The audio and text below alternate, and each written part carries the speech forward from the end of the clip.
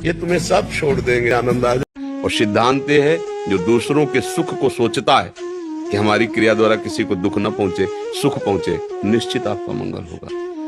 किसी को भी आप सुख दे, किसी भी जीव को, तो उसका आशीर्वाद आपके और आपके परिवार को सुखी करेगा।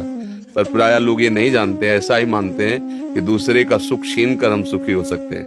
कदापि नहीं, ऐसा नहीं हो सकता। कभी कभी लगता है कि हम मैंने ऐसा कुछ नहीं किया, क्या मैंने किया, क्या अपराध था, ये सब क्यों बवंडर हो रहा है, गाली दे रहे हैं लोग, निंदा कर रहे हैं, हमने क्या किया, कौन से गलत कार्य कर, कुछ नहीं। ये भड़बड़ाने की जरूरत नहीं, ऑपरेशन हो रहा, चुप शांत थिएटर पे हो। तुम्हारे अहंकार का बुखार कहीं बढ़ रहा है, तुम्हें समझ में नहीं आ रहा, पर उस कृपा सिंधु ने देख लिया, सर्वज्ञ है ना।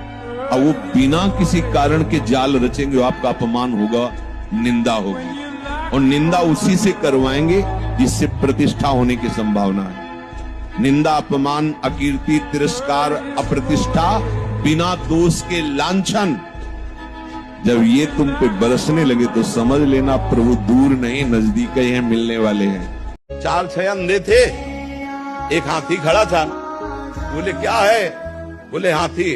बोले कैसा है? तो एक ने पकड़ी जांग, बोले खंभा जैसा है। एक ने पकड़े कान, बोले सूप जैसा है। ऐसे ही एक ने बोले दीवार जैसी है, छत जैसी है। सब अपने अपने अनुभव किए, अब लड़ रहे हैं। बोले हाथी जो है सूप जैसा, बोले नहीं हाथी खंबे जैसा। तो नेत्र वाले ने कहा तुम लोग लड़ो मत, कोई झूठ नहीं बोल रहे, तुम सब हाथी के अंगों का वर्णन कर रहे हो। संपूर्ण हाथी तो मैं देख रहा हूं कि तुम झगड़ा मत करो, वो पूरा वही है, जो तुम बोलो वही है। तो जब हमें एक पक्ष का ज्ञान होता है तो हम दूसरे पक्ष की निंदा करते हैं, और जब हमें संपूर्ण ज्ञान हो जाता है तो कोई बचता ही नहीं जो मेरा आराध्य देव ना हो। चाहे निराकार बोलो, चाहे साकार बोलो, चाहे जो बोलो, वो एक ही परमात्मा है और वो सर्वत्र है। इस बात को कोई नहीं काट सकता। वो एक जो बूढ़े माता पिता को कष्ट देते हैं उनको घोर नरकों की प्राप्ति होती है। सोचो ये वो माँ है, वो पिता है यार। जब हम लघुशंका और सोच नहीं कर सकते थे कि कहाँ करना है, उन्हीं की गोद में कर देते थे, तब वो हमको अच्छे कपड़े पहनाती और अपने कपड़े गीले भले पहने। आज वो माता अगर बिस्तर पे पड़ी है, वो सोच युक्त हो रही है बीमार से, तो आज हम देखते हैं कि बच्चे उनका पूरा साल मंगल में जाएगा। सुबह हो गौओं को चारा दो, पक्षियों को दाना दो, 4 लोग मिलकर के अच्छा भोजन बनाओ, 4 लोगों को जाके पवा दो, सर्दी का समय हो गया है। Happy new year.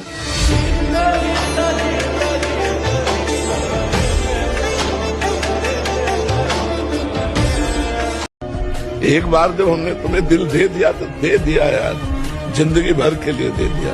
अब तुम अगर हमें मार भी डालोगे तो हमारा दिल तुम्हें आशीर्वाद देगा। आपको सच्ची बताएं, जैसे स्वप्न में हमने 1000 कत्ल किए तो जगने पर हमें कोई सजा मिलेगी क्या?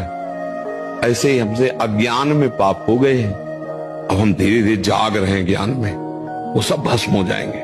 पक्का मान लो हमारी बात, वो सब भस्म हो जाएगा। अब आगे हमसे जाग कर गलती होगी तो फिर केस लागू हो जाएगा।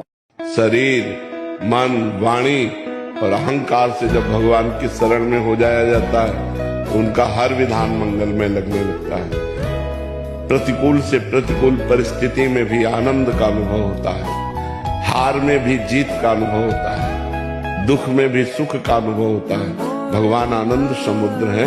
जब उनके विधान में हमारा मन राजी हो गया तब शरणागति पूर्ण मानी जाएगी।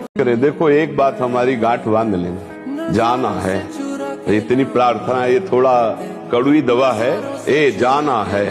दूसरी बात, कुछ नहीं साथ में